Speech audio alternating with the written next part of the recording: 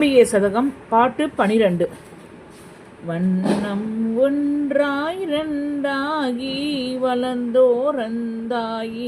எட்டாகி வானாய் வானின் வழிக்கனலாய் வனமாய் பாராய் வகை ஐந்தாய் பண்ணும் மறையோர் நான்காகி பரந்த சாத்திரம் உடன் ஆராய் 14 புராண ஆகமங்கள் பரிதோர் 28 உன்னி நெடுமால் அயனாலும் உலகை வகுக்க காப்பாற்ற உடனே சங்காரி திடவும் உமையாலோடு தன் கீழ்வனுமாய் மண்ணினிதமும் ஆட்டி வைத்த மதலாய் இமவானுடை மகளாய் மயிலாபுரியில் வாளரிசன் வாழ்வே அபயாம்பிகை தாயே மயிலாபுரியில் வளரிசன் வாழ்வே அபயாம்பிகை தாயே மயிலாபுரியில் வளரிசன் வாழ்வே அபயாம்பிகை தாயே. அம்பிகை சதகம் பாட்டு 12 விளக்கம். அன்னையை படைத்தும் காத்தும் அழித்தும் மறைத்தும் அருளுதல் என்ற 5 தொழிலையும் செய்யும் சக்தி என்பது சாக்த சமயத்தாரின் கொள்கை. அவளின்றி ஒரு அணுவும் அசையாது. ஓங்காரி என்பால் அவள் ஒரு பெண் பிள்ளை. நீங்காத பச்சை நிறத்துடையவள். ஆங்காரி ஆகிய 5 பெற்றிட்டு ரீங்காரத்துள்ளே இனிது இருந்தாலே திருமந்திரம் 1073. இதன் சாராம்சம் அன்னை பிரம்மா, விஷ்ணு, ருத்ரன், மகேஸ்வரன், சதாசிவன் என்ற 5 உண்டாக்கி 5 தொழில்களையும் நடத்தும் நாகியாவாள். எழுத்தின் மூலம் ஒன்றே, அதுதான் ஓம் என்னும் பிரணவம். அதுவே அகாரம். உகாரமாகவும் 2 உள்ளது. மேலும் பஞ்சாசரமாகவும் அஷ்டாசரமாகவும் ஆயிற்று.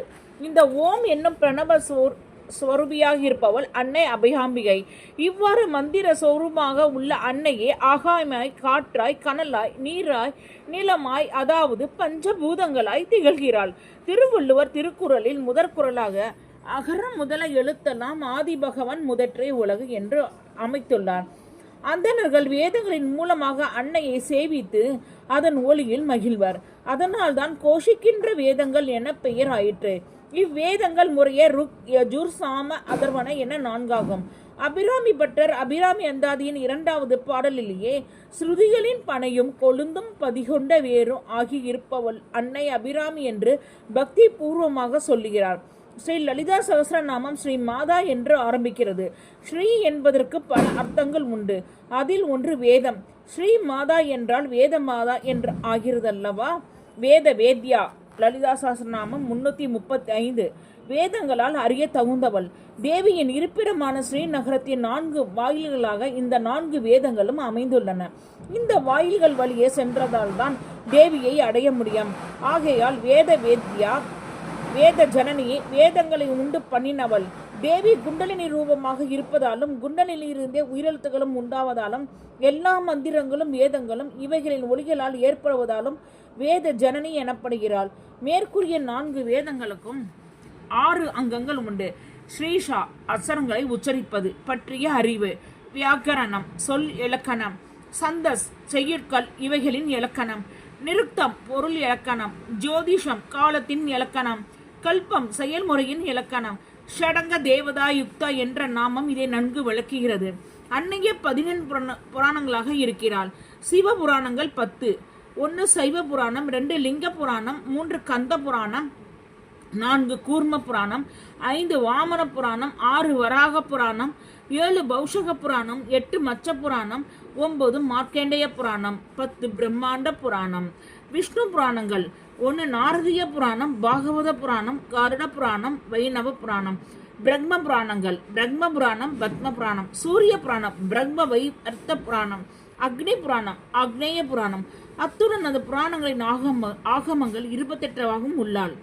காமிகம், யோகஜம், சிந்தியம், காரணம், அஜிதம், தீப்தம், சூஷமம், சகசிரம், அம்சுமான், சுப்ரபேதம், விஜயம், நிச்வாசம், ஸ்வாம்புவாவம், அனலம், வீரம், ரௌரவம், மகுடம், விமலம், சந்திரக்ஞானம், முகபிம்பம், புரோகீதம், லலிதம், சித்தம், சந்தானம், சர்வோக்தம், பரமேஸ்வரம், கிரணம், வாதுளம் என எல்லாமாக உள்ள அன்னை அபயாம்பிகை தெளிவுடன் சிந்தித்து இவ்வுலகை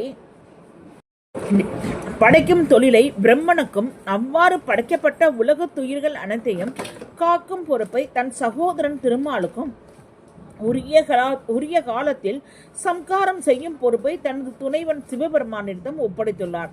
இவர்களுக்கெல்லாம் பொறுப்புகளை கொடுத்துவிட்டு அன்னை சும்மா இருக்கவில்லை, அந்த செயல்களை செய்யும் சக்தியாகவும் உள்ளார். அபயாம்பிகை பற்ற இப்பாடலை கவிநகம் பொருந்த நகைச்சுவையுடன் பூர்ணம் செய்கிறார். அன்னையை இமவானுக்கு பிறந்த மகளாய் ஆட்டி வைத்த மதலாய் என்கிறார். அதாவது மும்மூர்த்திகளுக்கும் சரியாக வேலைகளை பகிர்ந்து தந்துவிட்டு அவர்கள் சரியாக செய்கிறார்களா என்று மேற்பார்வை செய்து அவர்களை ஆட்டி வைக்கும் சிறு பிள்ளை என்கிறார்.